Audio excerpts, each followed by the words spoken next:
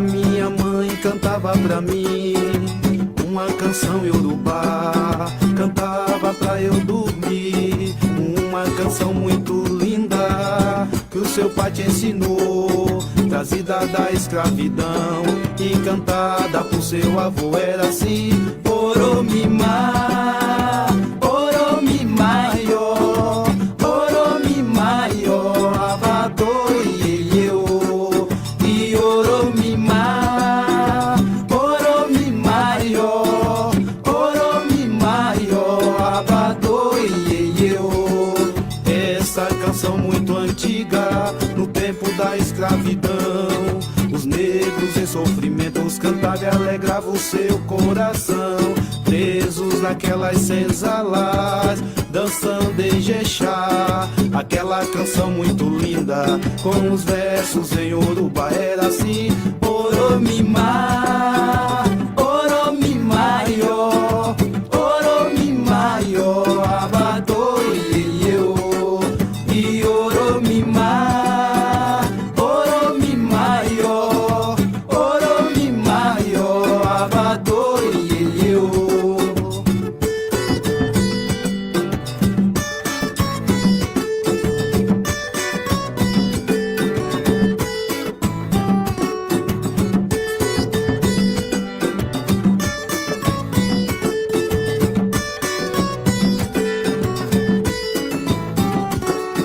Cantava quando era criança, fiquei homem, eu não me esqueci. Aquela canção iorubá que não sai de dentro de mim, é assim: Oromimá, Oromimá, Oromimá, Abadô Iê, e Oromimá, Oromimá, Oromimá, Abadô Iê, e Oromimá, Oromimá, Oromimá, Abadô Iê. E Deus é o mar, Deus é o maior, Deus é o maior, me ajudou a vencer. E Deus é o mar, Deus é o maior, Deus é o maior, me ajudou a vencer. E Oromimá, Oromimá, Oromimá, Abadô Iê, e Oromimá, Oromimá, Oromimá, Abadô Iê, Abadô Iê,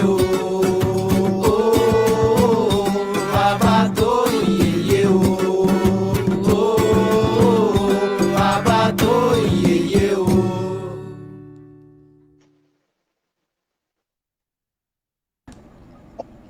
Boa noite a todos e todas. Estamos iniciando mais um Na Mira da Verdade.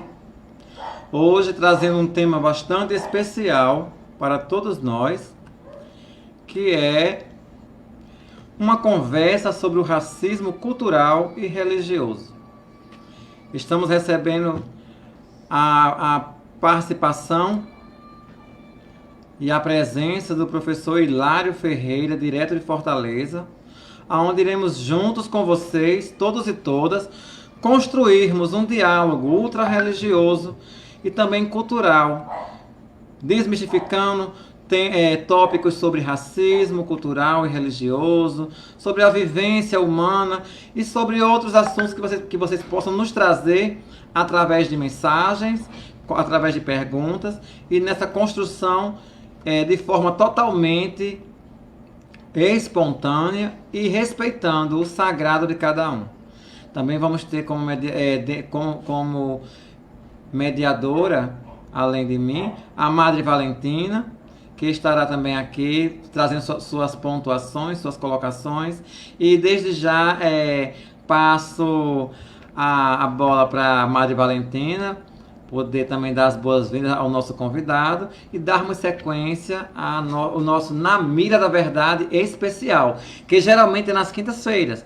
Só que nós também estamos aproveitando essa doce oportunidade já para anunciar a todos que a partir deste mês de outubro, nosso Na Mira da Verdade passará a ser quinzenalmente nas sextas-feiras. Boa noite, Valentina. Boa noite, professor Hilário Ferreira. Boa noite. Boa noite, professor. Boa noite, Dom Jean. Professor, primeiramente é uma honra tê-lo aqui nessa live conosco. Eu tive o privilégio de ser sua aluna na disciplina de Sociologia, no curso de Psicologia. Aprendi muita coisa. Estou aqui para aprender também. E todas as suas postagens nas redes sociais são tão pertinentes ao nosso universo que, atualmente, a conjuntura social e política brasileira anda passando por retrocessos, e são coisas que são reflexos do passado, de coisas que nós já vivemos dentro da nossa cultura brasileira e que ainda estão enraizadas, infelizmente, e tudo é no aspecto político, social, religioso, e eu acho a sua representatividade, não só como professor, não só como militante dessas causas, mas também dentro do âmbito da religião, dentro do âmbito da cultura, né? É importante para esse diálogo, né? Porque nós, como igreja, não concebemos um sagrado que é exclusivamente cristão, mas nós reverenciamos o sagrado de todas as expressões religiosas e, assim, construímos um diálogo fraterno com todos e todas, não temos as barreiras que demais outras denominações religiosas possam ter, que é a de exclusão, que é a de segregação, que é a de racismo estrutural, que é a de até exclusão religiosa por conta de cor ou etnia. Nós somos abertos a isso. Inclusive, nós também não temos nem mesmo o patriarcado como uma das nossas bases, né? A igreja é composta por mulheres e homens, né? E de todos que professem devoções interiores, até mesmo fora do âmbito cristão, né? Como nós tivemos a festa de Cosme e Damião, né? Que foi a moda de matrizes africanas, né? E estamos muito contentes porque você está aqui, vou chamar de você, né? E essa sua representatividade é importante para o crescimento das pessoas que estão nos assistindo, para o crescimento e para a construção de um mundo melhor. Eu acho que a sua missão é essa, né? É construir um mundo melhor, igualitário. Não é à toa que você enveredou pelo caminho das ciências sociais.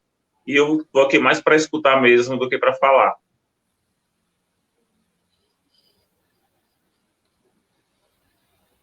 Então, sou eu agora? Então, primeiramente, quero agradecer ao convite, né, de estar aqui na pessoa do Jean, da Madre Valentina. E eu acredito que essa temática é uma temática pertinente, de grande importância. E eu nunca, quando sou chamado para dialogar sobre racismo estrutural e racismo religioso, eu digo não, porque é de fundamental importância, né? É fundamental importância porque, infelizmente, por causa do racismo, uma população inteira, né, é subjugada, é violentada cotidianamente. E por causa do racismo, uma sociedade ela é sempre questionada no sentido da sua democracia. Enquanto um grupo social, uma etnia, sofrer de racismo, nós temos aí em xeque a democracia nesse país. Então, primeiramente, o que seria o racismo estrutural? Né? Para a gente entender um pouco e compreendermos um pouco a dimensão violenta, né, do racismo. O racismo estrutural diz respeito à realização de um conjunto de práticas culturais, institucionais, históricas, interpessoais, que beneficiam um grupo social, no nosso caso, no Brasil, brancos, em detrimento de outros grupos sociais e etnias. No caso aqui, povos indígenas, né, e os negros, de uma certa forma, né? Como a gente vai tratar da questão do racismo ao negro, a gente observa, eu gostaria de colocar aqui, a partir dessa definição, que a sociedade ela se estrutura, ela se organiza para beneficiar um determinado grupo. Tá? Então, do ponto de vista histórico, para a gente entender um pouco, né? O próprio nascimento do Brasil está intimamente relacionado com esse aspecto desse debate racial. E quando é que o Brasil nasce? O Brasil nasce em 1822, porque antes não existia Brasil. Quando há independência que nasce o Brasil. E ao nascer, né, ao criar uma nação, existe todo um processo de criação e de organização desta nação. Tem que se discutir, né, e se construir uma identidade, e a partir dessa identidade tem que se saber quem somos, né, que está intimamente ligado ao conceito da identidade. Então, quando os pensadores, durante o século XIX, começam a pensar e a construir, a formar, né, formalizar essa identidade nacional, né, eles chegam a uma conclusão que traz um grande problema no século XIX. Que problema seria esse? E que conclusão é essa? A conclusão é que o brasileiro, naquela época, ele era resultado da união, né, que essa união não foi harmônica, mas marcada pelo conflito, pela violência de povos indígenas, africanos e portugueses. Qual o problema? O problema é que no século XIX os índios estavam sendo exterminados. Os negros escravizados. Tá? E aí a questão era, o brasileiro é resultado dessa problemática daquele momento? Era e é. Tá? Qual foi a saída? A saída foi a construção ideológica de definições que trazem, né, para explicar determinados comportamentos também criados ideologicamente por quem está debatendo, né, e formalizando essa identidade. Identificaram a preguiça, né, do brasileiro como de origem indígena, a marginalidade de origem, né, ou seja, herdado dos africanos, e o gosto pelo trabalho e pela civilização, né, o aspecto civilizatório do português. Tá? E enquanto isso, essa sociedade ela vai se organizando, porque nós estamos trabalhando aqui, né, a elaboração de uma formalização da identidade, né, do ponto de vista material, administrativo, nós temos uma nação sendo criada. E toda essa organização que vai sendo criada, administrativa, vamos dizer, urbana, econômica, social, cultural, toda essa estrutura ela vai beneficiar a cultura dos descendentes de europeus. Né?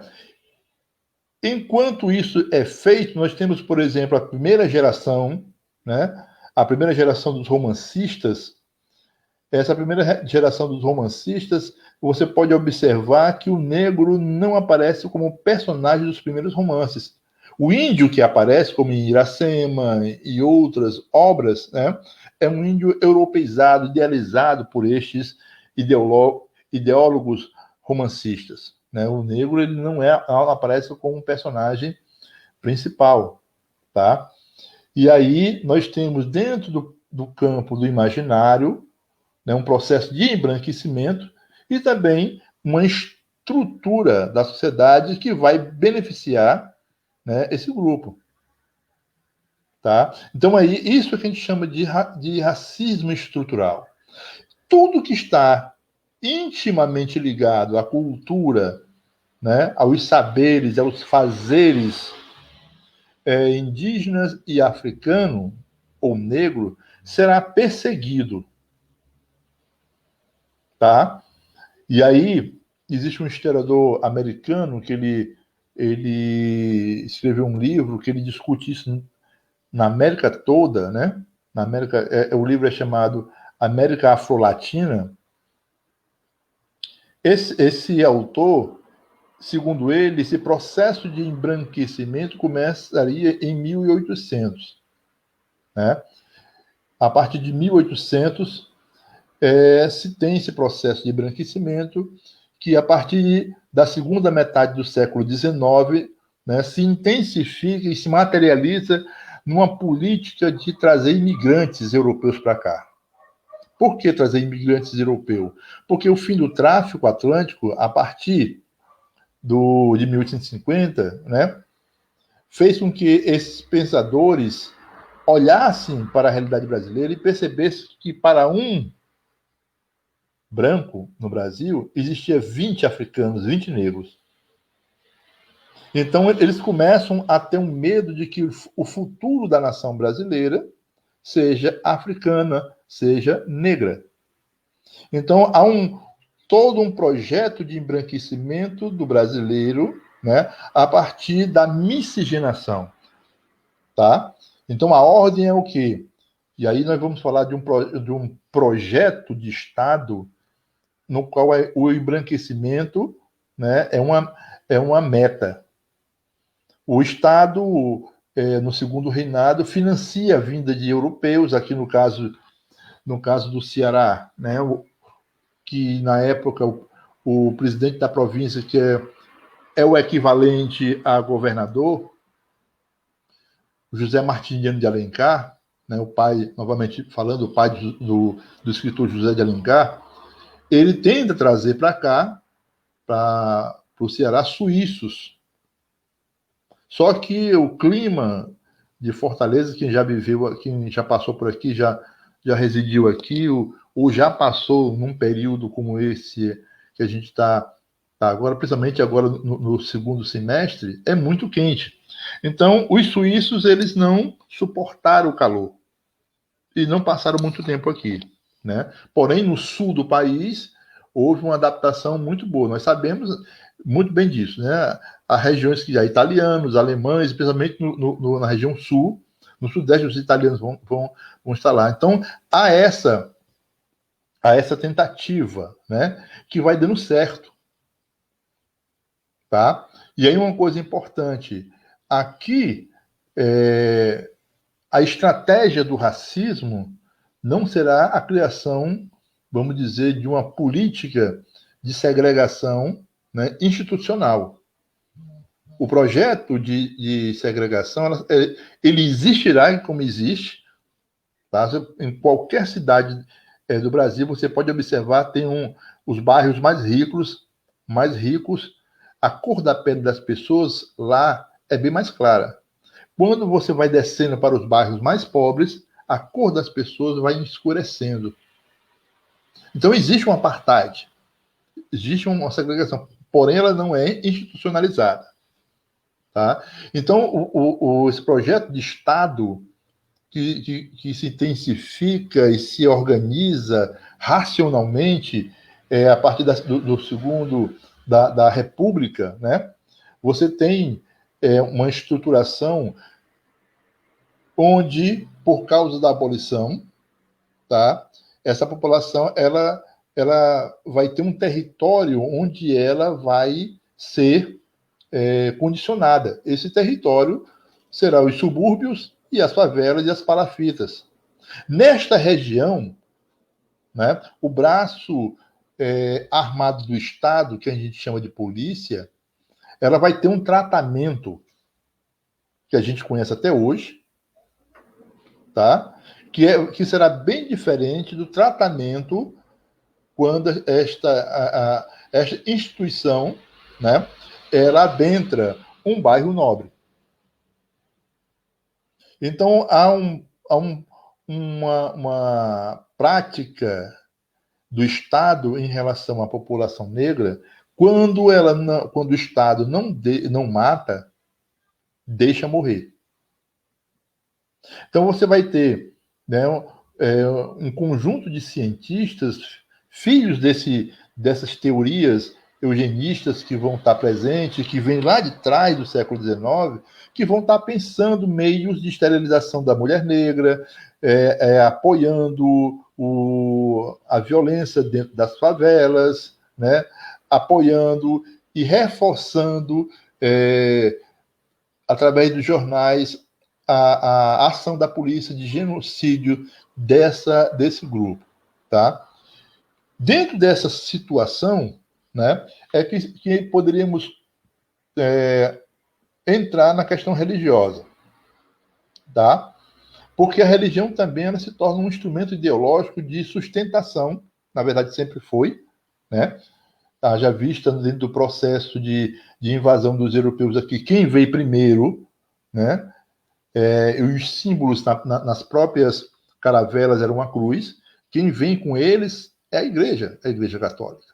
Né? A Igreja Católica vai fazer através da catequese, né? Na verdade, a catequese era uma forma de domesticar os povos indígenas para que estes aceitassem, né, a ideia que é construída ideologicamente pelos ideólogos da Igreja e pelos pensadores e comerciantes europeus de que os índios não tinham alma.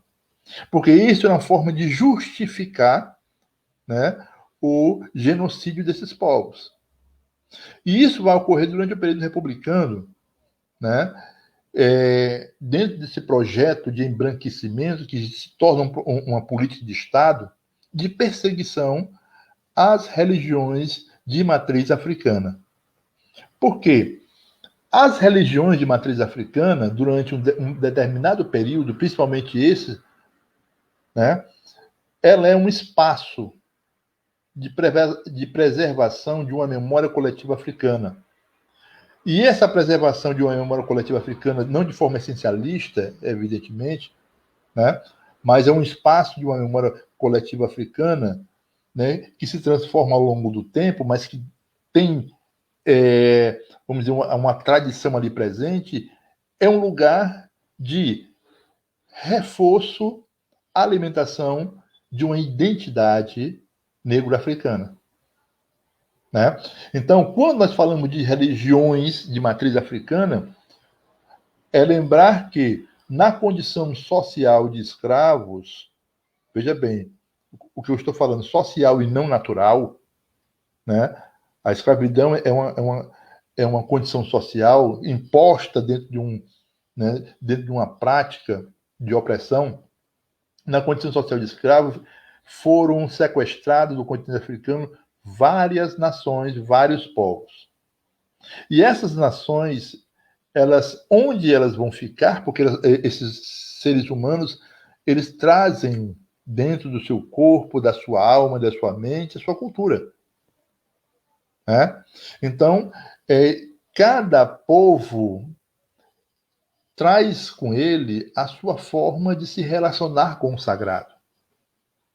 Então, da região do sul da África, né, vem de Angola, do Congo, principalmente, né, os povos identificados como povos bantus. Estes povos, né, as divindades ligadas a eles serão chamadas de inquices, os inquices. Eles são os primeiros a serem trazidos para cá. E a primeira coisa que eles fazem, por causa dessa divindade inquice, que era lá em Angola, no Congo, né? O que era o inquice? O inquice era vamos dizer, tipo uma quartinha, né? Um jarro, onde o sacerdote, quando alguém falecia na região, né? Essa pessoa ela tinha um papel fundamental dentro daquela região. Quando ele falecia, havia um ritual que o espírito dele era guardado naquele jarro, que ele tinha um papel de proteger e cuidar da comunidade. Tá? Ou seja, ele se encantava, né, e estava preso à terra. Por isso, quando eles foram sequestrados, a primeira coisa que eles chegaram aqui era perguntar, quando eles encontravam vamos dizer, os naturais da terra, né, quem era o dono da terra. Daí o diálogo entre esses povos e os povos indígenas. Não é à toa que aqui no Ceará a religião afro-brasileira mais presente aqui, né, é a Umbanda.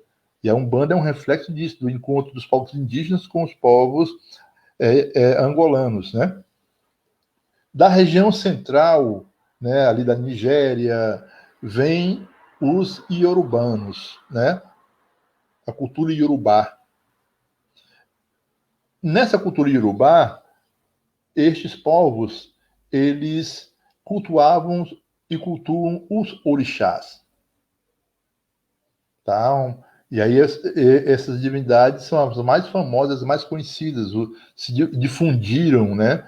E está mais presente vamos dizer, na consciência coletiva, né, do povo brasileiro, né?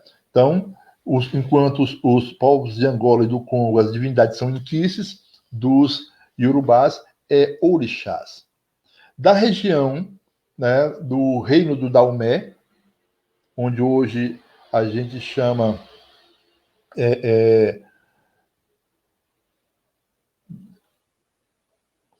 esqueci agora, lembro já, né?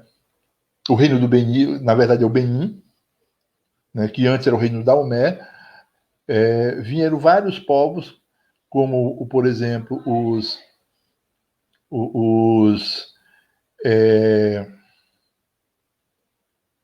Ewe e Fons. Esses povos, eles cultuam, né, divindades chamadas Vodun, né, os Voduns, que não tem nada a ver com o Vodun construído e repassado no nosso imaginário, né, por Hollywood, né, aqueles bonequinhos, não tem nada a ver, né. Então, esses povos são trazidos para cá, e aqui, né, como eu falei, as experiências e vivências que eles trazem, que é a única coisa que eles trazem dentro do seu corpo, da sua alma, eles reproduzem aqui, se organizam aqui. Tá? Nesse aspecto, o encontro desses povos, que vai ser uma estratégia dos donos de escravos, achando que colocando dentro da senzala várias nações diferentes dificultaria a organização, essa estrutura de colocar vários povos diferentes dentro de uma senzala contribuiu para a organização que o candomblé tem hoje. Hoje você vai num terreiro de candomblé, você encontra, por exemplo, uma divindade Jeje, Nanã, o Baluaê, ou o Molu, né? Dan, que é o Xumaré. Ao mesmo tempo, né, esses voduns estão dançando dentro de um espaço que é chamado terreiro, com Yansan, Xangô, Ogum, que são divindades iorubás, são orixás. É o resultado. Essa tentativa e essa estratégia de dificultar a organização dos africanos não deu certo, né? Então, se estrutura aqui o candomblé como a gente conhece, porque na África não existia o candomblé como a gente conhece hoje, né? Então, estes povos, eles passam a cultuar, porque o sagrado também é um espaço de preservação da identidade. E diante disso, eles para continuarem cultuando as suas divindades, eles percebem de forma inteligente que alguns santos católicos têm características semelhantes na sua história a estes orixás ou voduns. Daí, por necessidades, né, entrava na senzala, estava lá Santo Antônio, o senhor achava que ele estava rezando para Santo Antônio, mas na verdade ele estava rezando para Ogum, São Jerônimo, Xangô, e aí vai, né?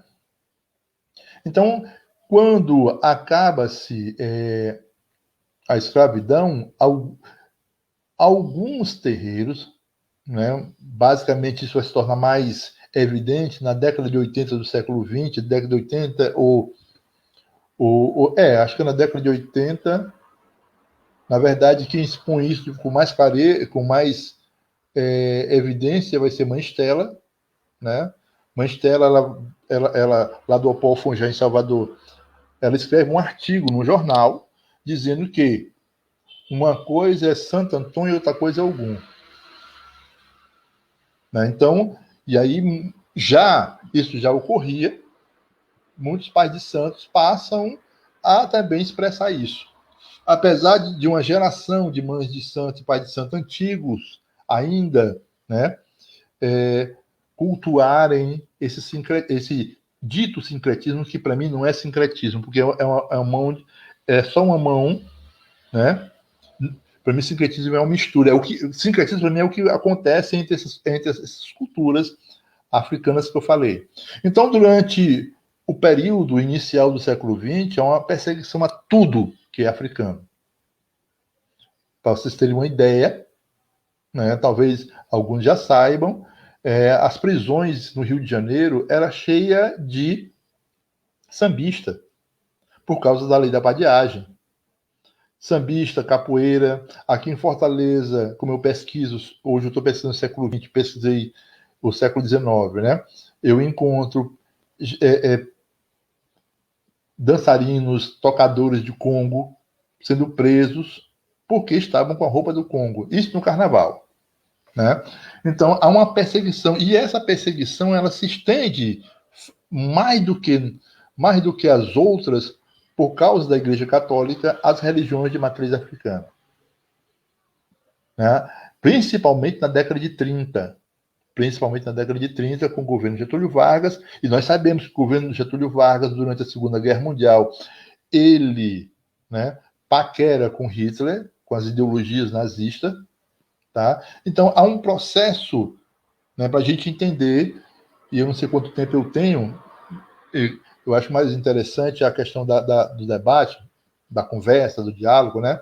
Então, para a gente entender um pouco, organizando as ideias. Há um projeto, essa questão do racismo estrutural, ele se articula, como a gente viu, né? Repetindo, o racismo estrutural, ele é a realização de um conjunto, né? Um conjunto de práticas institucionais, né? Ou seja, nós estamos falando da igreja, estamos falando da escola, estamos falando do Estado, estamos falando do braço armado do Estado, tá? Um conjunto de práticas que procuram beneficiar um grupo, tá? O grupo branco. Daí, por exemplo, né, a gente entendeu o Brasil de hoje. Você vê, por exemplo, né, o filho do Eike Batista Thó, ele atropela e mata um ciclista e não é preso.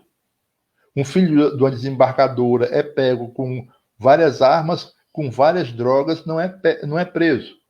O Rafael Braga está com um vidro de pinho-sol, é preso, fichado e desce para, né, a penitenciária.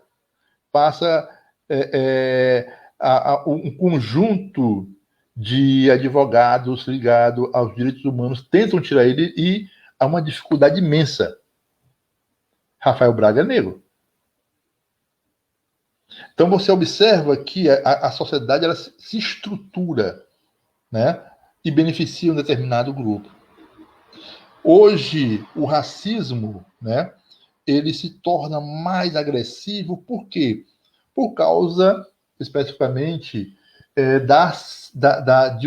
de um conjunto de políticas chamado políticas afirmativas que tiraram, né, uma grande quantidade de negros de um lugar que o racismo estrutural quer que eles permaneçam, a favela. E quer que eles permaneçam enquanto profissão, pedreiro, lixeiro. Quando essas políticas afirmativas, através das cotas raciais, essas pessoas adentraram em cursos, né, como direito, medicina, serviço social, e passaram em concursos, né, principalmente concorrendo, né, o filho da empregada concorrendo com o filho ou a filha da patroa, e passa e elas não passam, isso começa a incomodar. E eles começam a reagir. Vamos dar o nome disso de branquitude. Né? A branquitude é a defesa dos privilégios do poder do branco. E aí vamos ter o quê?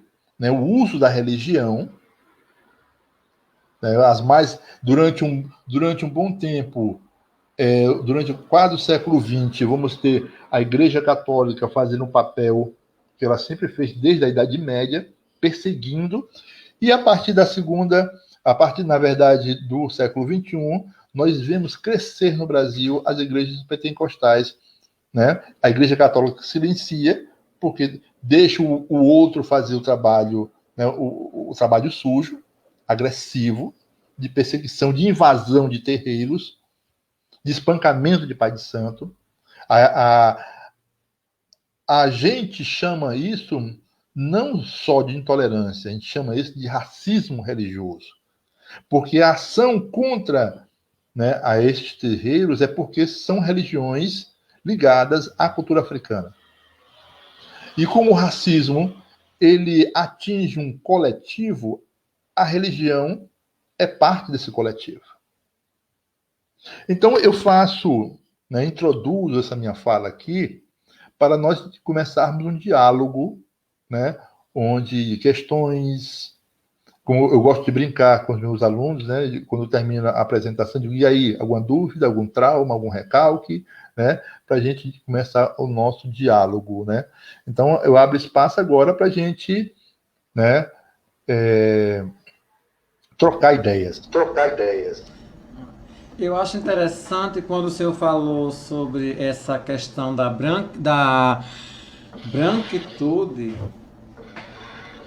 e que disfarça o preconceito.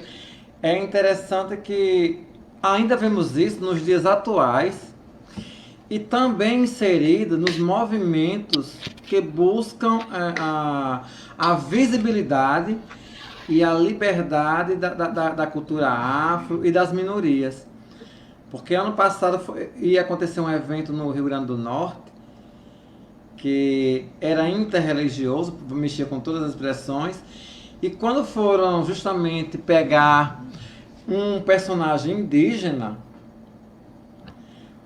na maquete que seria feito, veio a proposta de um indígena europeu. que não tem nada a ver com a visão que temos do índio brasileiro. E também de outras culturas, de outras expressões religiosas. E é interessante quando se fala o que houve nessa vinda da igreja para o Brasil. Eu costumo dizer que o cristianismo, ele tinha uma linguagem pura, vivia os princípios realmente do sagrado durante a estadia de Jesus na Terra e prevaleceu um bom tempo com os apóstolos. Mas quando começou a derivar, a caminharem pelo mundo e adentraram em Roma, as terras romanas, começou a desvirtuar tudo aquilo que seria o cristianismo. E quando ele vem para o Brasil, que já encontra os povos indígenas aqui, e começa a catequização, foi o primeiro erro, catequizar, porque um povo que já tem sua fé, já tem sua espiritualidade, não teria um motivo para reensinar a pessoa a identificar seu sagrado, a se conectar com Deus. A diferença os cristãos, como era linguagem portuguesa, era Deus, mas os índios tinham a mãe natureza, tinha outros nomes que identificavam a espiritualidade, e roubaram a espiritualidade, mataram a espiritualidade dos índios, impondo garganta abaixo uma teoria, porque quando vieram para cá os jesuítas, eles não tinham, eles estavam reformulando um cristianismo que eles acreditavam, e empurravam a garganta abaixo. E quando o Senhor fala sobre a vinda dos negros para o Brasil e estes povos, também é interessante saber, relembrarmos que no meio desses povos também tinha outras minorias, que juntamente quando veio povos da região da África, vieram também os ciganos, que é outro povo também que foi segregado, massacrado e é até hoje massacrado pelas culturas que se dizem cristãs. Então, tem toda essa conjuntura. E, infelizmente, isso repercuta num ventilador que se espalha para todas as expressões cristãs, porque um erro que teve lá atrás, de uma instituição, deriva em nome não da instituição, da denominação, mas em nome da espiritualidade, que é a espiritualidade católica. Porque hoje, quando se falam em cristianismo, que fala católico, só remete a um nome denominacional. E esquece que católico não é uma denominação. Católico é uma instituição que vai além das paredes denominacionais, porque o ser católico é ser ultra-religioso, é ser uma igreja universal, mas a partir do nome católico aí vem católico romano, anglicano, independente e outros nomes que vêm derivando. Mas, devido a erros lá do passado, todos os cristãos, os católicos, são rotulados por essa incidência, que não foi bem incidência, foi proposital. Todos os erros que foi feito lá no passado, da Inquisição, da catequização, das perseguições, das queimadas em fogueiras, não foi acidental, foi proposital, no intuito de quê? De enfraquecer aquilo que eles achavam que poderia destruir o que estavam sendo implantado. Porque nós vemos também que tudo que os negros passaram, tudo que as bruxas, que hoje nós sabemos claramente não tem nada a ver com bruxaria, o que as bruxas, porque foram mortas, foi tão somente porque tinham uma espiritualidade que aquele grupo que os perseguia não tinha controle, queria para si também, mas não poderia ter, e por isso quiseram exterminar. E como fazem até hoje. Até hoje também, ainda em cima dessa perseguição, desse racismo estrutural, nós vemos o quê? Que é uma vivência que eu tenho aqui no Rio Grande do Norte. A maior parte das instituições que se dizem cristãs não aceitam que filhos de descendentes afros sejam batizados dentro da igreja. Não aceitam. E isso gera um sofrimento, porque como teve essa ligação, o sincretismo, muitos que vivem a espiritualidade afro também têm uma paixão pelo cristianismo. E muitas vezes o pai de santo é casado com uma esposa que não segue totalmente a fé afrodescendente, segue a fé cristã e quer ver seu filho com o sacramento também na igreja e lhe é roubado isso. Quando nós sabemos que o sagrado vai além da nomenclatura de cada denominação. O sagrado é individual e no seu interior. E outra coisa que nós vemos também, ainda nesse racismo estrutural e religioso, é porque existem casas de axé que, quando termina a obrigação do filho, tem-se a tradição de assistir uma missa. E, infelizmente, também esse direito, muitas vezes, é roubado. Então, uma instituição que diz que está pregando a justiça, a igualdade, que está levando amor às pessoas, está segregando e excluindo. É algo muito entristecedor. Como também o sincretismo. Como eu falei com o senhor em outro momento. O sincretismo, para mim, não é sadio de jeito nenhum. Já passou o período do sincretismo, que foi quando o negro precisava esconder sua fé no seu orixá e tinha que ver estampado numa imagem católica um ícone para guardar a sua tradição. E até hoje ainda são muitas vezes forçados a acreditar nisso. Quando nós sabemos que como o senhor citou, que é o papel da mãe Esté, de realmente identificar e dizer, olha gente, Jesus é Jesus. Oxalá é Oxalá. E cada um tem sua função e o seu lugar na vivência afro.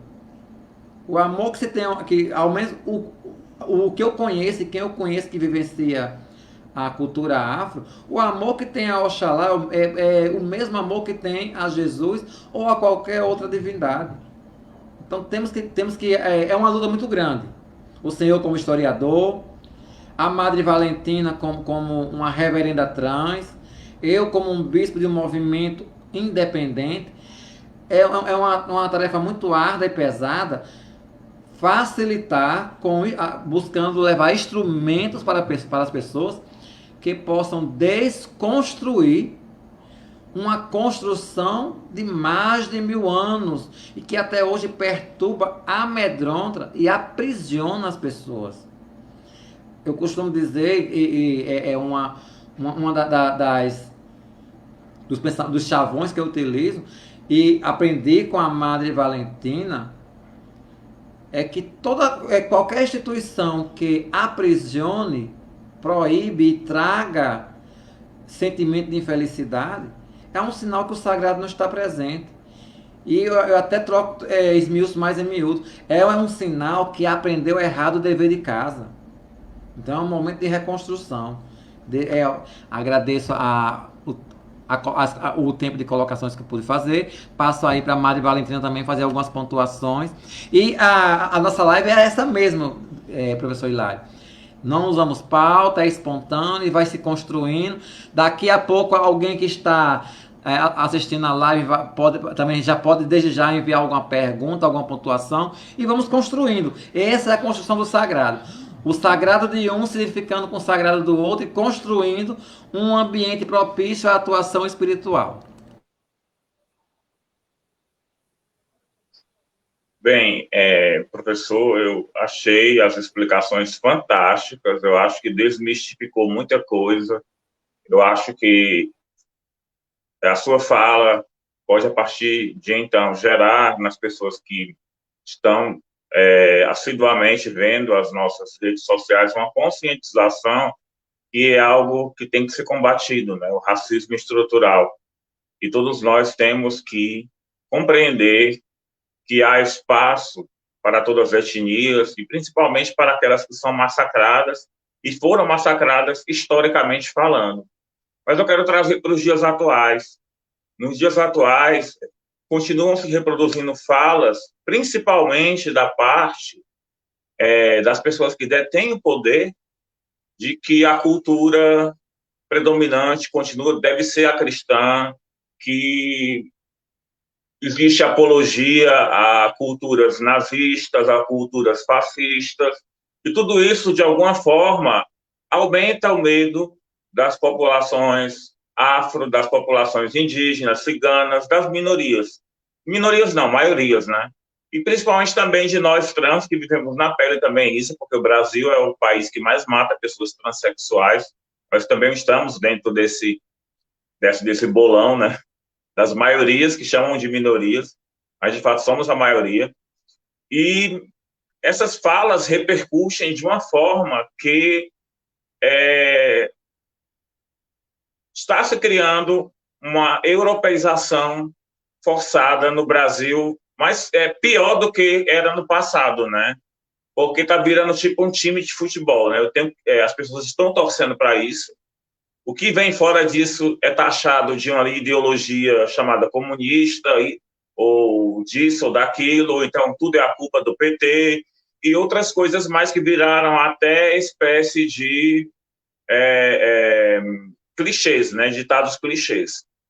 E eu queria, diante disso tudo, saber como o senhor enxerga essa fase tão destrutiva, né, para a sociedade brasileira, tão destrutiva também para as construções que foram feitas antes que chegasse a esse ponto, né, e como isso se construiu, a partir de que isso se deu.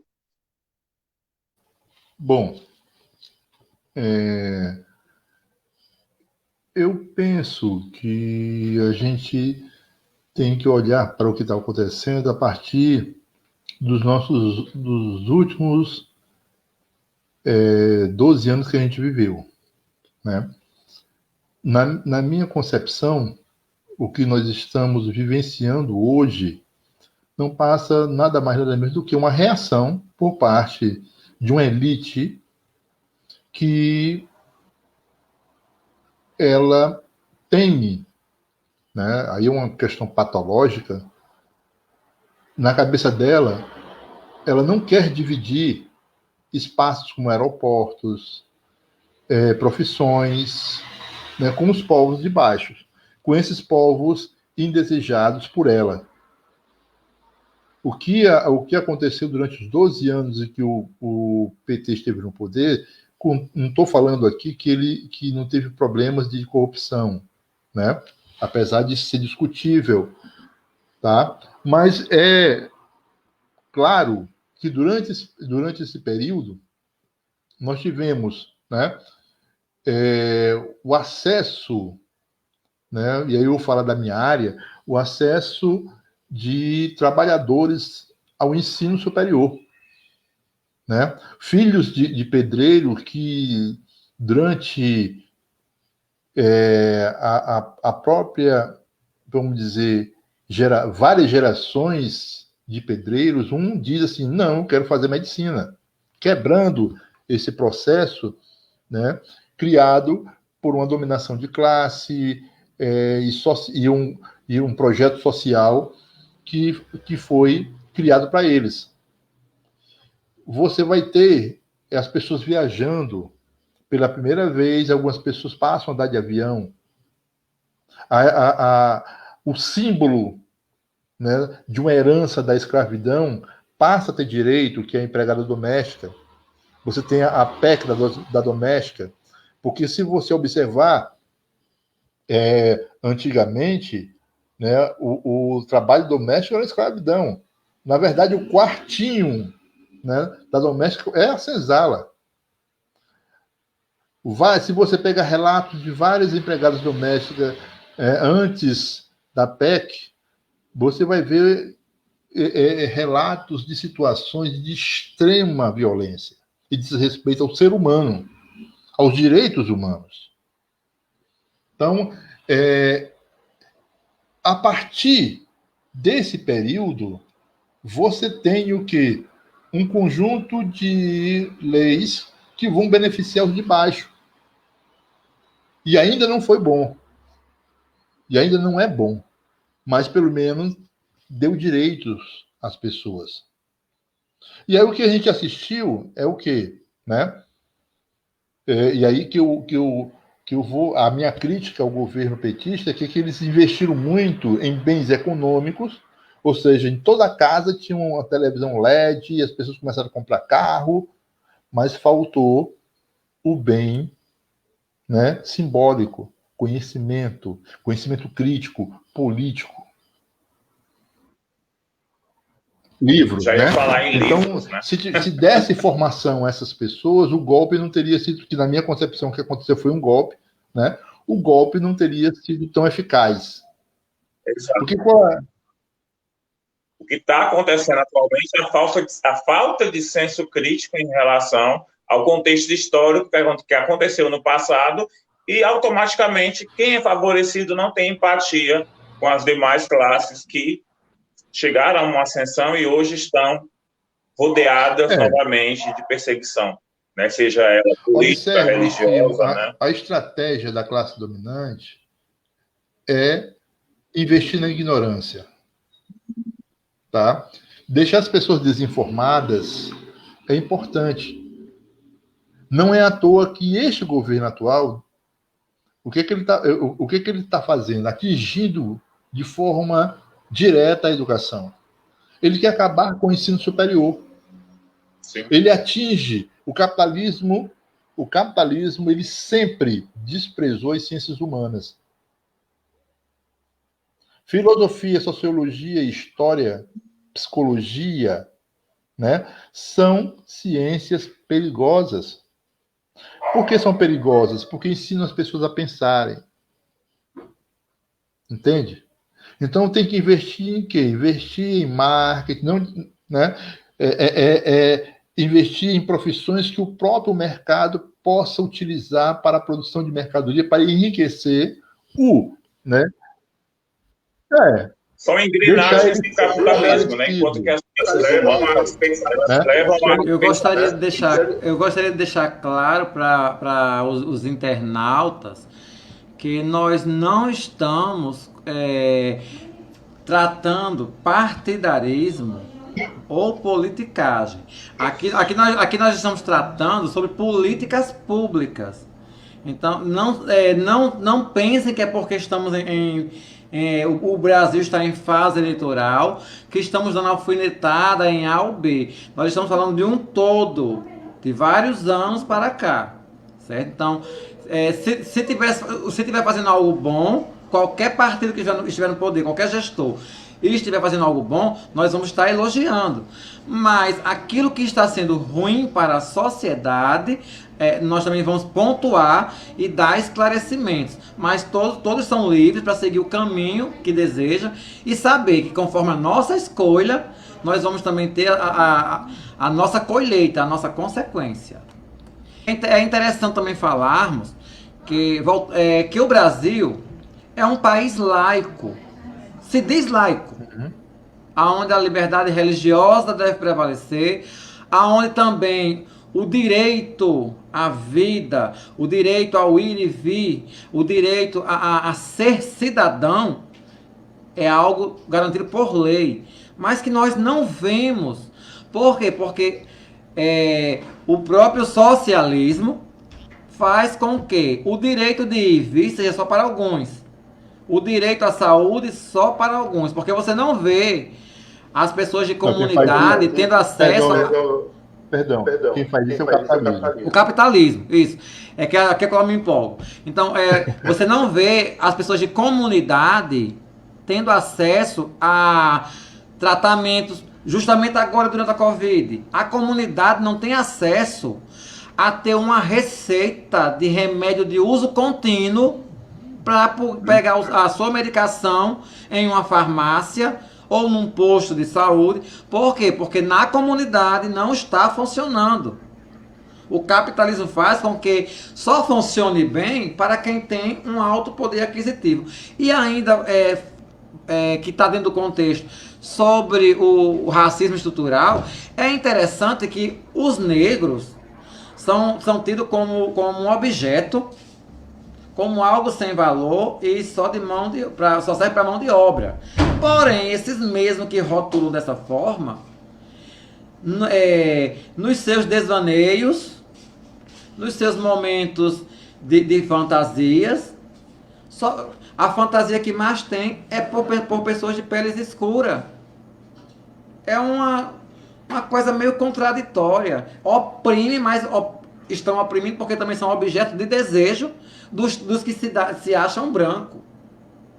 E é interessante também, não voltando, está tudo dentro do contexto, nós vemos a branquitude também sendo colocada de forma disfarçada dentro das casas de axé, dentro dos movimentos da negritude. Está começando a contaminar. Porque hoje não. Nós vemos que de uma geração para cá, as mulheres não sentiam vergonha de ter o cabelo cacheado, encaracolado, faziam questão de usar uma pranchinha, de ter a obrigação de se parecer com as mulheres brancas. Graças a Deus, começou um movimento da negritude mesmo, de empoderamento, e hoje nós vemos voltar à normalidade, as pessoas se amarem mais e valorizarem a questão do seu cabelo, da sua pele e da sua cultura. Hoje nós vemos pessoas que não têm medo de usar uma guia no pescoço, de usar um torso, de dizer que está indo para uma roça ou para um terreiro, ou seja, para onde for, aonde cultua o seu sagrado, dizer que está indo fazer a sua função. Mas tudo isso é graças a um momento de desconstrução que formiguinhas andam fazendo. E gostaria que, em cima do que a Valentina falou e dessas colocações todas, o senhor pudesse continuar fazendo suas considerações. Tudo bem. Uma das questões que eu quero tratar é que essas situações que você acaba de citar, no caso de muitas mulheres negras e homens também, né, tentar alisarem seus cabelos, é fruto desse processo da branquitude, né? É fruto desse processo de uma sociedade que procura valorizar a beleza, a estética branca em detrimento das outras. O que vai acontecer é que alguns grupos, né, que começam a se expandir do movimento negro, não só no Brasil, mas nos Estados Unidos, na África do Sul, em vários lugares, começam a fazer um questionamento sobre essa estética de beleza universal, né? E aí começa a relativizar. E aí começa, ao relativizar, esse é o processo de resgate de uma identidade positiva. Daí o movimento Black is Beautiful nos Estados Unidos e África do Sul, e no Brasil o negro é lindo. Né? Olhe para você, solte o seu cabelo, não alise o seu cabelo, deixe do jeito que ele é. Né? O seu cabelo ele é dessa forma, cresce, porque o fio de cabelo é mais fino do que o do branco, que é mais grosso. Tá? Orgulhe-se. A raça humana começa no continente africano. A história de que o continente africano é um continente só de florestas, né? Aí há um resgate da história da África, e aí você olha para o branco e chama ele de mentiroso, de ignorante, porque essa África, vamos dizer, de floresta, representa 15% do continente, 15%. O restante do continente é todo urbano, os reinos africanos. Né? Então, se debruça sobre isso e se olha no espelho e começa a trançar o cabelo, começa a deixar o cabelo black e começa a dizer, eu sou lindo. Essa beleza estética branca ou negra, né? Esse movimento ele se expande. Né? Aí entra o que você Dom Jean acabou de falar, perde-se a vergonha e aceita-se de uma forma positiva o que se é. Porque isso está muito ligado a essa construção ideológica, né, e estrutural, vamos dizer, do racismo estrutural. Ou seja, a branquitude construiu uma ideia de que eles são a representação universal de ser humano, de beleza. E aí, dentro desse projeto, deturparam, por exemplo, o símbolo maior do cristianismo, eles pintaram de branco, de olho azul, que é Cristo. Cristo jamais poderia ser cabelo liso, de olho azul e branco. Cristo era negro. Ele viveu numa região onde a penetração do sol era bem maior. Então, e o próprio Santo Sudário revela, já tem revelado aí muitos dados, como eram as feições de Cristo. Mas isso é o quê? A construção foi tão bem feita que o cristão desinformado, ele não quer se ver, ele não quer ver esse Cristo. Ele continua acostumado com o Cristo belo. Porque a questão do gosto é também uma construção social. Esse papo de o gosto é meu, não. O gosto que você tem, né, foi induzido socialmente. Você foi induzido a gostar de determinadas coisas e não outras. Então você foi manipulado a gostar daquela imagem construída que é a própria representação do europeu. E o europeu, ao construir a ideia de ser humano, ele também constrói a ideia do outro. Quem é o outro? Aquele que é diferente de mim. E a prática dele... A mente cauterizada. Né? A mente passou a ser cauterizada pelos doutores da lei. Aí também é onde entra de dizer que o simples fato de receber um saquinho com balas e bolo de Cosme e Damião vai ocasionar um dano espiritual na vida do cristão que consumiu.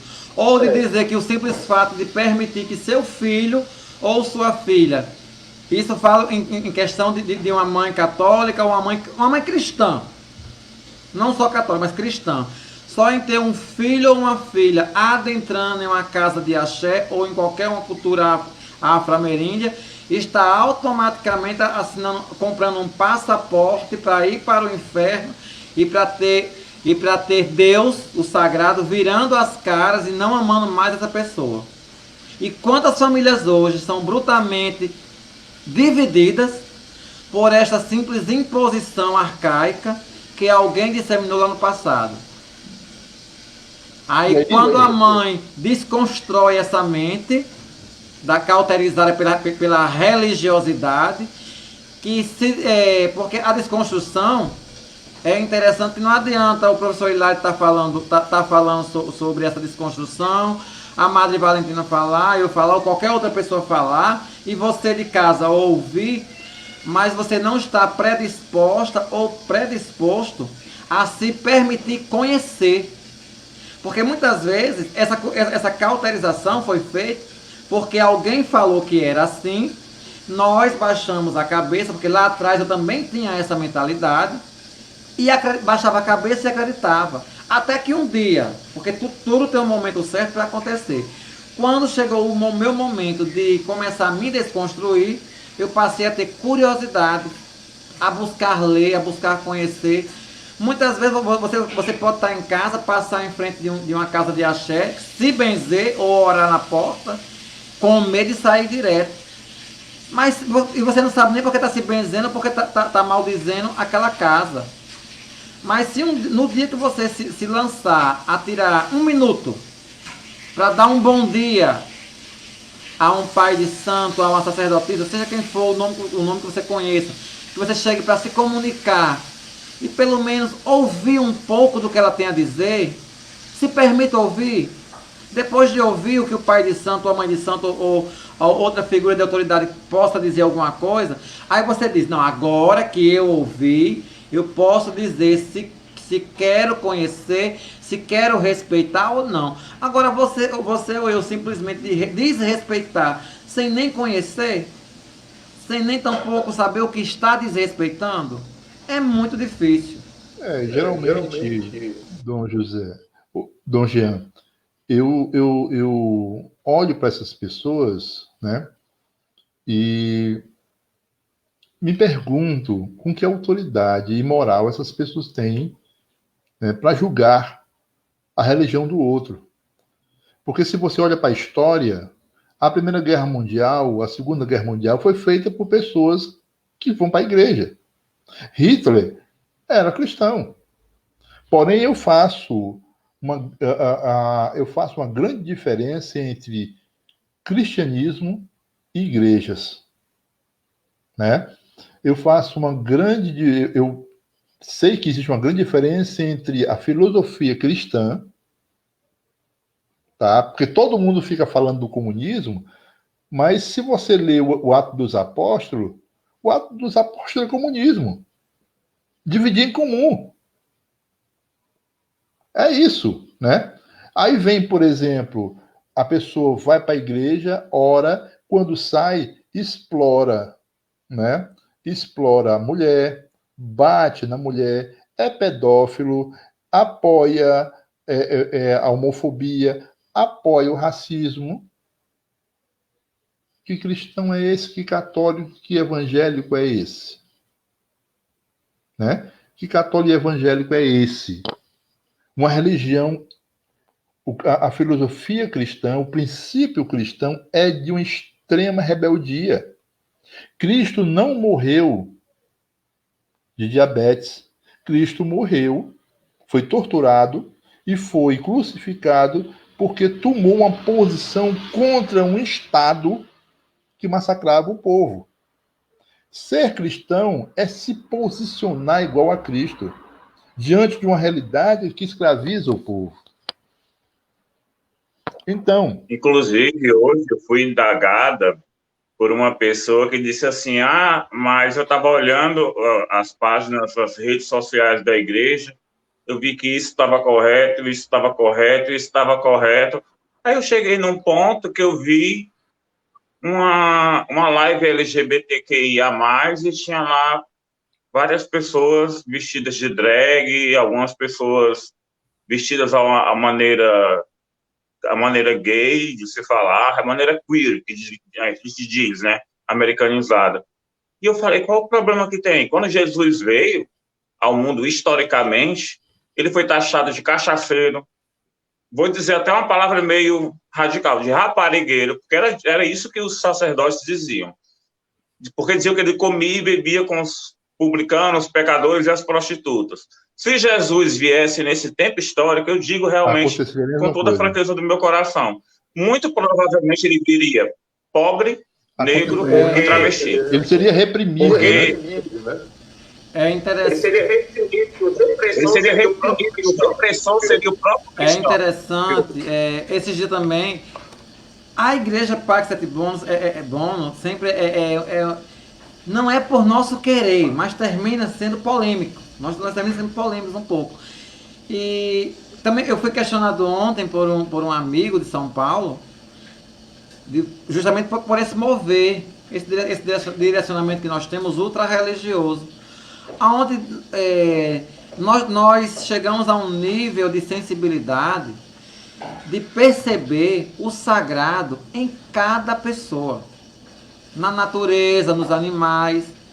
Nós não olhamos para as pessoas como um instrumento denominacional ou como algo que tem regras diferentes ou costumes diferentes do nosso, porque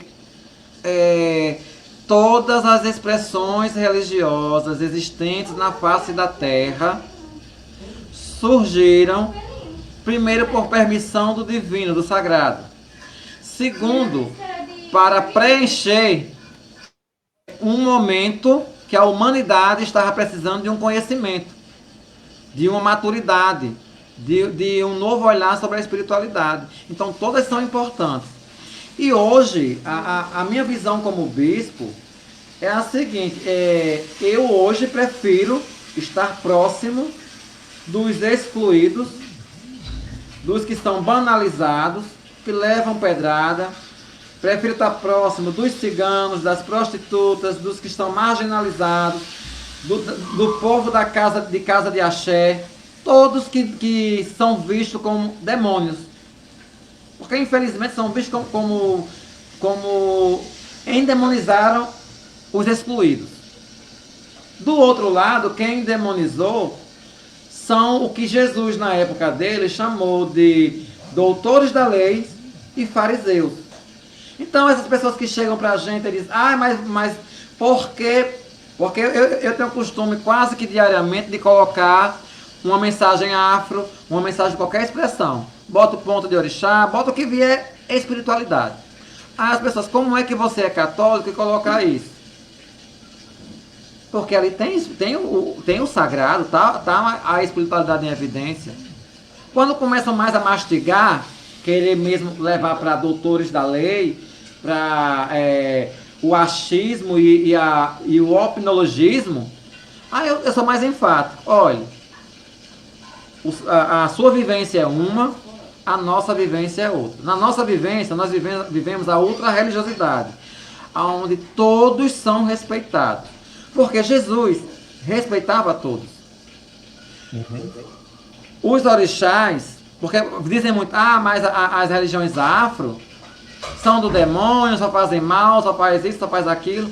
Gente, você que tem essa mentalidade, esse pensamento, vai estudar a vida dos orixás, vai estudar como surgiu a Umbanda, o que é realmente a pureza dessa espiritualidade. Então, cada um... É muito reducionismo achar que...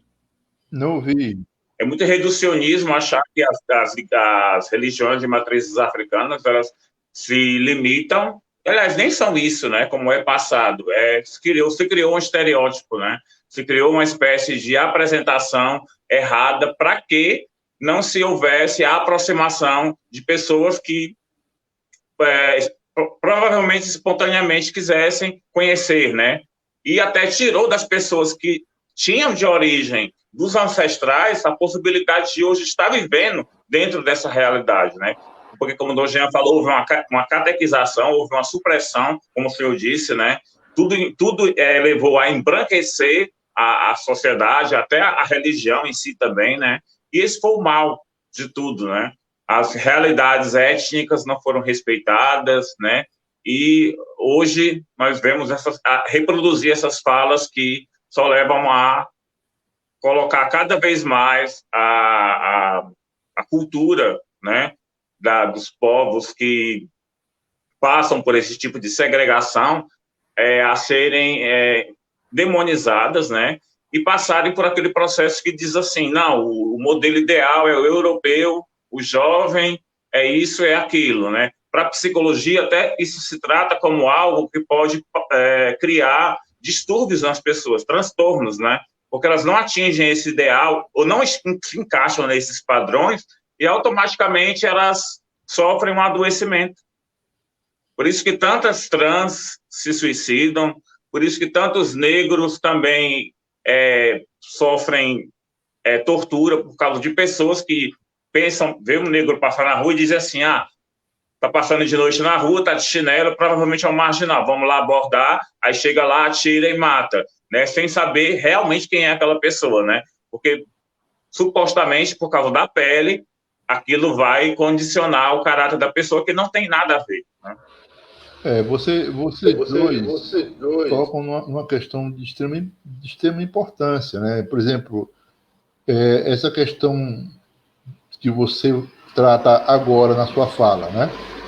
Realmente ser negro no Brasil é um perigo. Eu, particularmente, teve uma vez que eu parei para refletir um pouco sobre isso.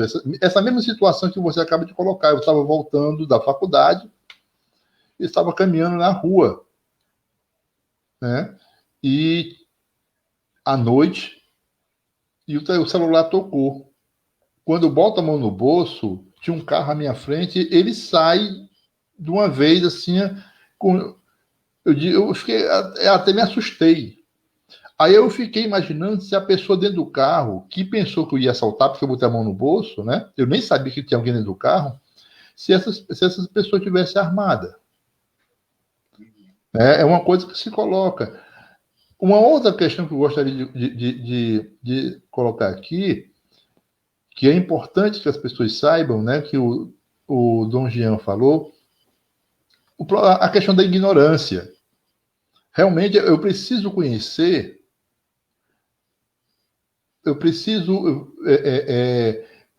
para desconstruir o meu preconceito. As religiões de matriz africana, os princípios que as pessoas, os adeptos, vivenciam ali, são princípios que a sociedade atual, né, que está em crise.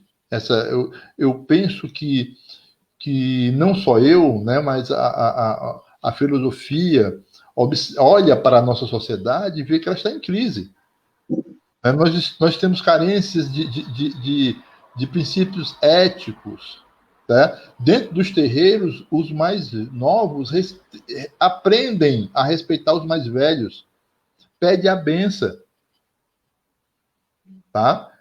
Ninguém entra num terreiro e passa pelo mais velho sem pedir a benção. A religião de matriz africana, o candomblé, ela é uma religião extremamente ecológica.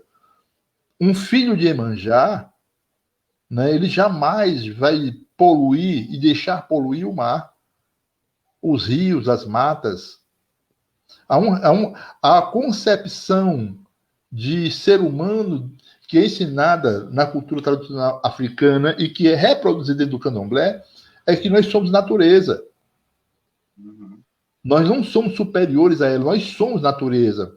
Isso pressupõe um entendimento de que eu não posso acabar com o meio ambiente, porque eu e o meio ambiente estamos interligados. Então, estes princípios, né, de valorização do ser em detrimento do ter é que é passado e é fortalecido dentro dessa religião. Dentro dos terreiros de Umbanda, né, e também de Candomblé, tá, há um respeito às diferenças de gênero. Eu nunca esqueci de uma festa que eu fui aqui em Fortaleza, de um terreiro, onde uma desembarcadora, filha de Oxum, entrou, todo mundo pediu a benção a ela, né? Ela já tinha, né, um tempo grande de feita no orixá, e de repente, no meio da festa, chega uma travesti, filha de Exu. Essa desembarcadora mais nova do que ela, dentro do terreiro, chegou para ele, se ajoelhou e pediu a benção. Não viu que era pobre, não viu que era travesti, mas respeito. O respeito ao outro, entendeu? Então, dentro dessa perspectiva desses princípios, né, as culturas tradicionais africanas, elas têm um projeto de civilização, né, no qual dá uma resposta para essa civilização que a gente, né, está vivendo e que muitos que se dizem cristãos, evangélicos e católicos, né, arvoram a defender. Uma civilização onde existem crianças de rua, que o mais velho é colocado, depositado em lugares chamados de asilos, onde apoia, né, o massacre, o extermínio do diferente, seja ele negro, homossexual e a mulher, e acredita na padronização. Nós acreditamos na diversidade.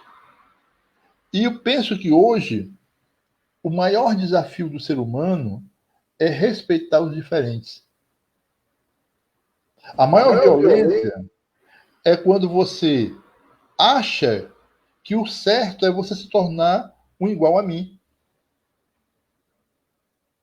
Você achar que, né, que você se tornar um igual a mim, você vai alcançar a felicidade, isso é um equívoco. Porque eu alcanço a felicidade quando eu sou permitido a ser quem eu realmente sou. Então, quando eu digo que Deus, né? Um evangelho diz que você vai se entregar a Deus quando você se tornar cristão, quando fala isso para um índio, é a mesma coisa quando eu trabalho nas aulas de antropologia com os meus alunos, eu mostro uma imagem onde tem um macaco que ele tira um peixe de dentro d'água achando que o peixe está se afogando. Ora, na cabeça do macaco, todos devem respirar fora da água. E ele não respeita aquela pessoa, aquele ser que está num ambiente diferente do dele.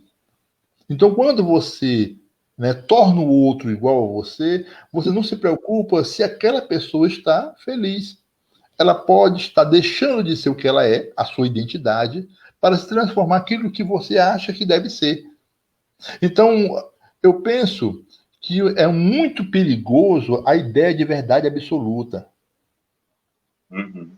É muito perigoso a ideia de verdade absoluta. Eu achar que a minha religião é a única e verdadeira, o meu Deus é o único e absoluto, não é. Existem 100 mil religiões no mundo.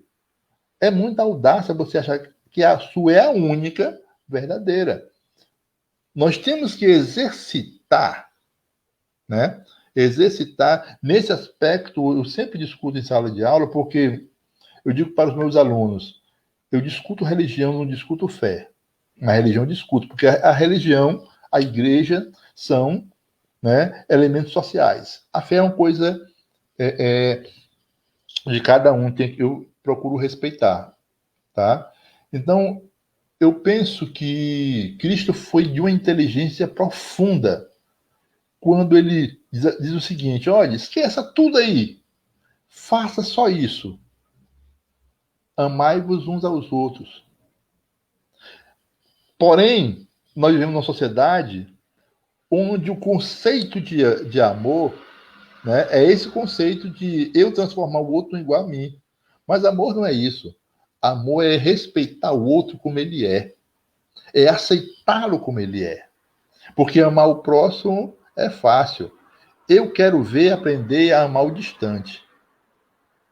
Ou amar o diferente. O diferente, É fácil exatamente. você amar o que é parecido com você. Mas vai amar aquilo que é diferente, né? Vai amar aquilo que te causa intriga dentro de você. É complicado. É complicado. A live tá maravilhosa, tá sendo muito proveitoso. E falando sobre o amar, sobre o amor e sobre o respeito, eu vou agora pedir permissão a vocês para colocarmos um vídeo de 52 segundos, que justamente fala sobre isso. Ao voltarmos, nós teremos 10 minutos para as considerações finais, para falar sobre o vídeo, que pode estourar mais 2 a 3 minutinhos sem problema. Mas com certeza, futuramente nós teremos uma nova live com o professor Hilário, para darmos prosseguimentos e também falarmos sobre outros temas interessantes para o nosso dia a dia. Ok? Vou colocar o videozinho.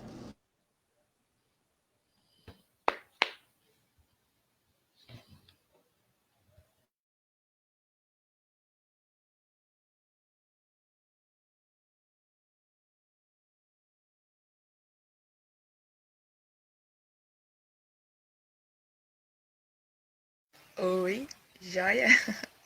Então, há um tempo atrás eu vivenciei umas tretas religiosas aí. E aí eu escrevi uma poesia sobre isso. Porque sim. E aí eu vou compartilhar com quem quiser ver. Então lá vai. 4 pontos tem minha religião. Faço deles a minha filosofia e faço deles a minha ação. Viva, creia, ame e faça. Essa é também a minha oração. Viva a sua filosofia, ame a sua arte, creia na sua religião e faça a sua parte. Mas não use a sua religião para tentar reprimir o outro. Somos 7 bilhões de mentes no mundo e querer que todo mundo creia na mesma coisa é no mínimo papo de louco. Eu respeito todos os que têm fé. Eu respeito todos os que não a têm. Eu respeito quem crê em um Deus. Eu respeito quem não crê em ninguém. Eu gosto de quem tem fé no verso. Eu gosto de quem tem fé em si mesmo. Eu gosto de quem tem fé no universo. E eu gosto dos que andam a esmo. Um abraço para quem é da ciência, um abraço para quem é de Deus, um abraço para quem é da arte e um abraço para quem é ateu. Axé para quem é de axé, amém para quem é de amém, blessed be para quem é de magia e amor para quem é do bem. Intolerância religiosa é a própria contradição. Religião vem do latim religare, que significa união. Então pare de dividir o mundo entre os que vão e os que não vão para o paraíso. O nosso mundo está doente em tudo enquanto nós perdemos tempo brigando por isso. Ao invés de dividir as religiões entre as que são do mal e as que são do bem, que tal botar sua ideologia no bolso e ajudar aquele moço que de frio morre na rua desamparado e sem ninguém? Os grandes mestres já disseram que precisamos de união, então por que não fazer do respeito também uma religião?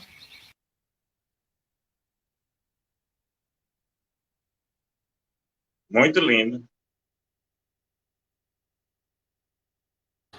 Muito bonito. Muito lindo.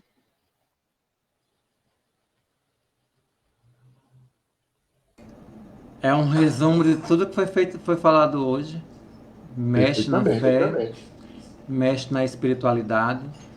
Eu gostaria de agradecer a presença de Rosilene, de Jair Lima, o pastor Franco, o Emerson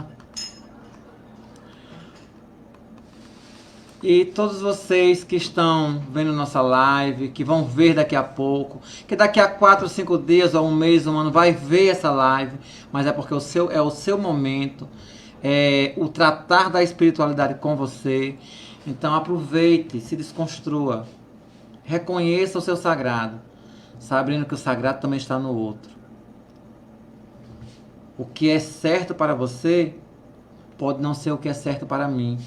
O que é pecado para você pode não ser pecado para a Madre Valentina, pode não ser para o Hilário.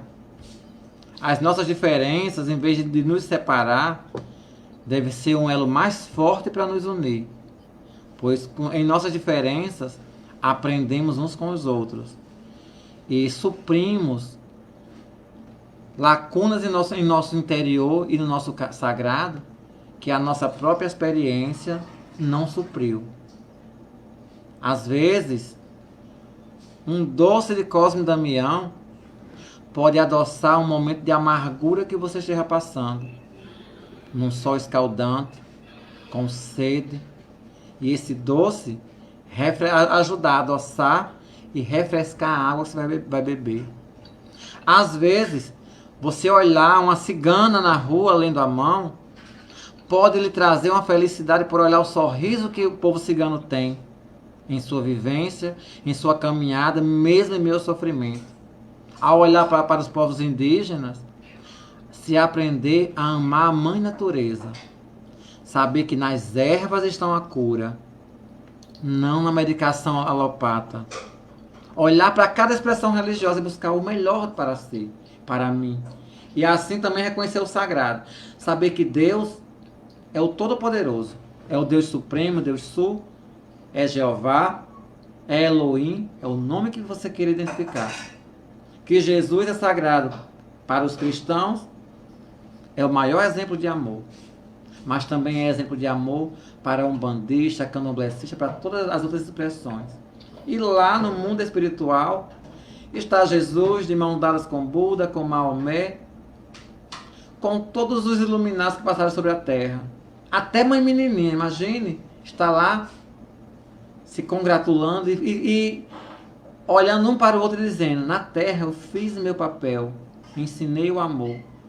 Agora esperemos que os nossos seguidores, aqueles que se identificam conosco, possam fazer direito o dever de casa e amar uns aos outros como nós nos amamos.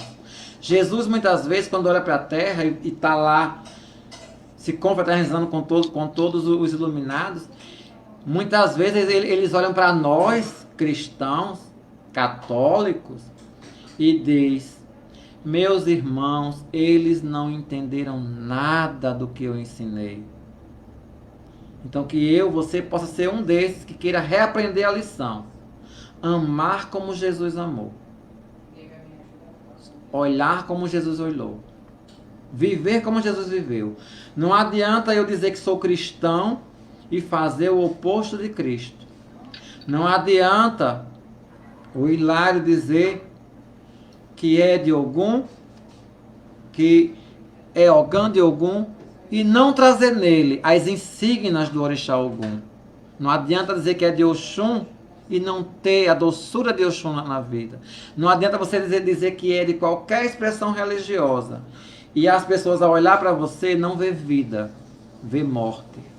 Apesar que até na Umbanda e no Candomblé, o Orixá que guarda a morte, que representa a morte, traz vida e traz alegria. E nós, muitas vezes, que deveríamos levar vida, estamos levando morte. Que possamos repensar com carinho. Deus em mim, saúde a Deus em você. Que a cada dia possa eu diminuir, para que o sagrado possa crescer em mim.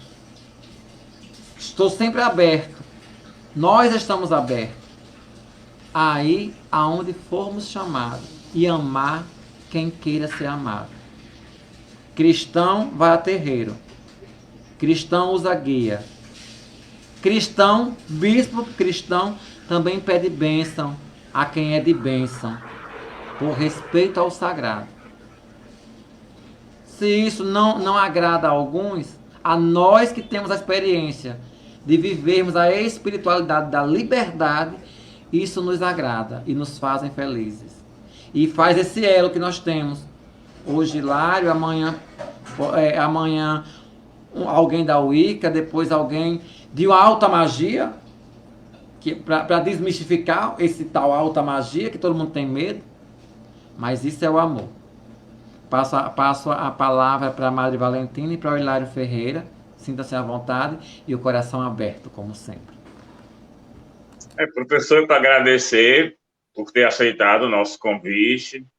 Com certeza, não só eu, como muita gente que assistiu essa live, repito, aprendeu. E foi uma fonte muito rica de conhecimento, de doçura da sua parte. E a mensagem que foi dada, né, se a gente for resumir aqui, não é simplesmente só tolerância, não, porque tolerância não basta, né? Tolerância é só você passar, olhar e dizer, tá tudo bem. É uma questão mesmo de você mudar a realidade que está ao redor e contribuir para um mundo melhor e dar as mãos com todos, né? É não negar nenhum tipo de realidade, principalmente as que foram mais castigadas e marginalizadas pela história e pela sociedade, né?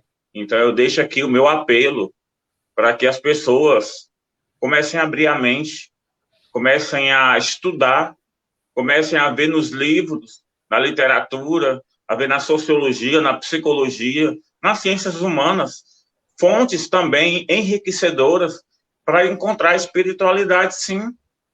Porque uma espiritualidade desvinculada de um conhecimento crítico a respeito da realidade política, social, é uma espiritualidade estéril, que vai ocasionar no que está acontecendo hoje em dia, como o professor Hilário disse, né? Graças à ignorância, nós chegamos onde chegamos. Aliás, nós tentamos reverter e voltamos para a estaca zero. Porém, professor Hilário, eu acredito que mesmo voltando ao início do jogo, eu acredito numa coisa, nós estamos no jogo.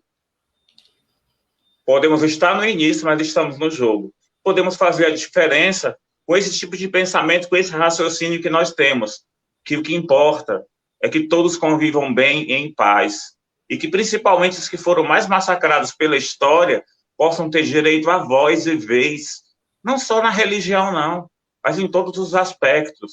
Porque eu sempre falo que as pessoas têm fome de tudo.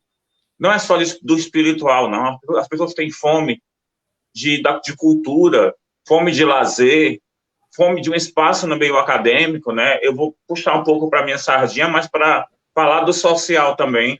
Eu venci, na minha época, um tabu que era uma pessoa trans chegar até a academia, uma faculdade. E foi em 2010. onde quase nenhuma trans fazia faculdade, porque 98% das meninas trans ou travestis estavam na rua se prostituindo. Não estou falando mal da prostituição, mas sempre foi a única porta que foi aberta para nós trans, né? Então, que outras portas se abram para as trans, que muitas portas se abram para as pessoas negras, para as pessoas indígenas, que tiveram sua cultura também massacrada, ciganas, e que o respeito prevaleça acima da tolerância, mas com um certo, como eu poderia dizer, uma certa dívida histórica, né, que nós temos para um crescimento de uma sociedade justa, igualitária e que tenha equidade. Não é só uma questão de igualdade, é equidade.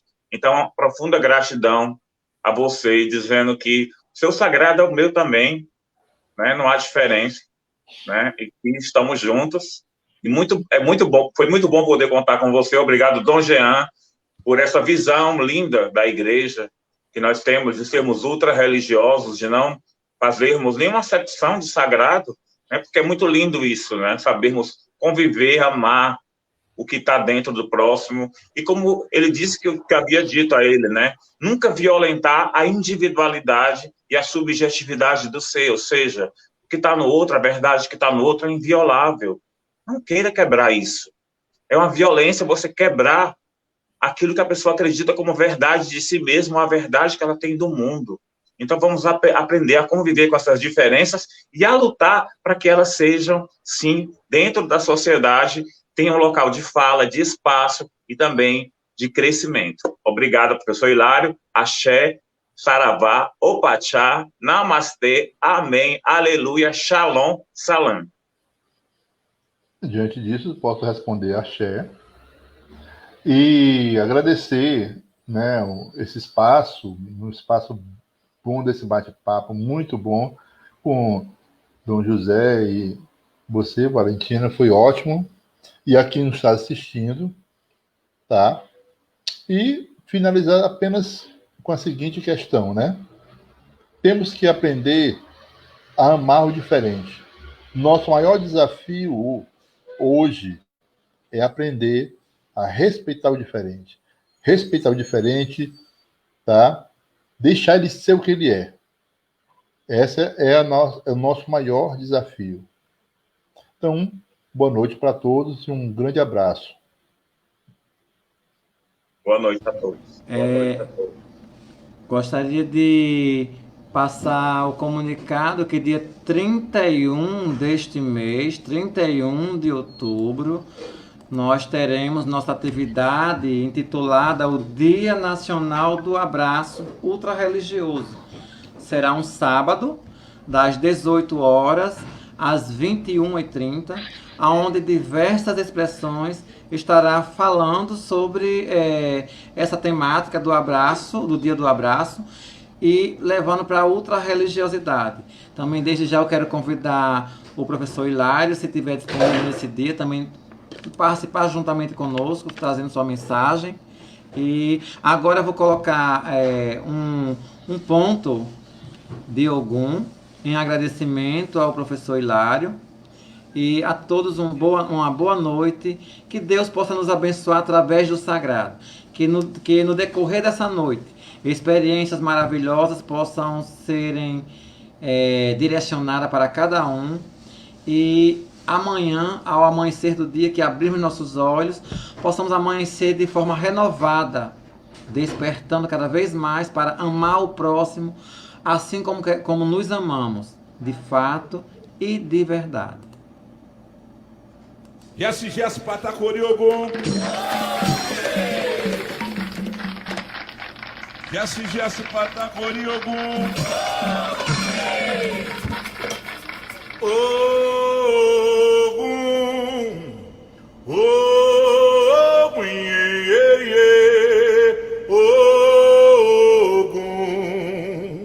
Ogum, choro que Ogum,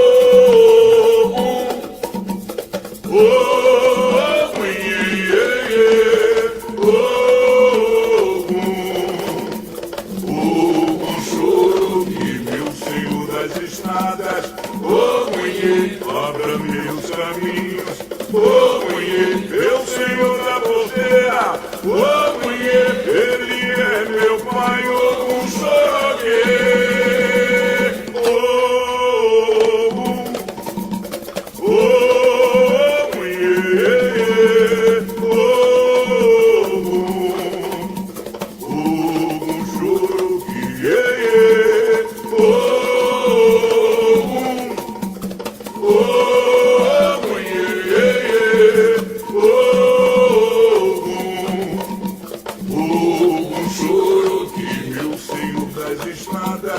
Ogunhê, abra meus caminhos.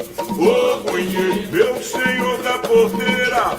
Ogunhê, ele é meu pai. Ogun Soroque.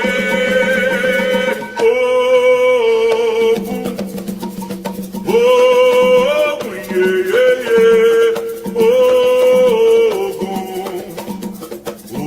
Ogun Soroque.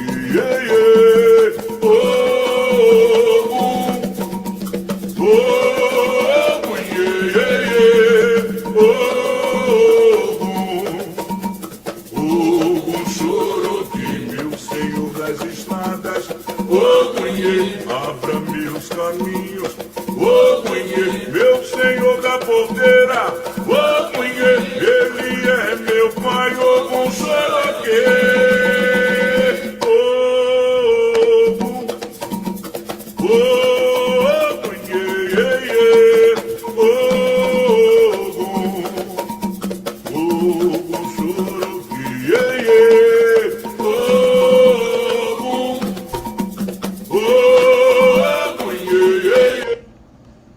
Que o Senhor possa terminar, concluir dando sua bênção, a bênção em Ogum para todos nós nessa noite. É o que eu posso dizer. Que Oxalá, como ia ser, segunda-feira, né, com seu Alá, cubra a todos, que Ogum, o Senhor dos caminhos, a tecnologia, abra o caminho de todos, que Xangô, Orixá da justiça, dê a todos justiça, que Oxum, com seu carinho, o seu amor, entre no coração de todos e façam que as pessoas sejam mais amáveis umas com as outras. É isso que eu desejo a todos. Axé.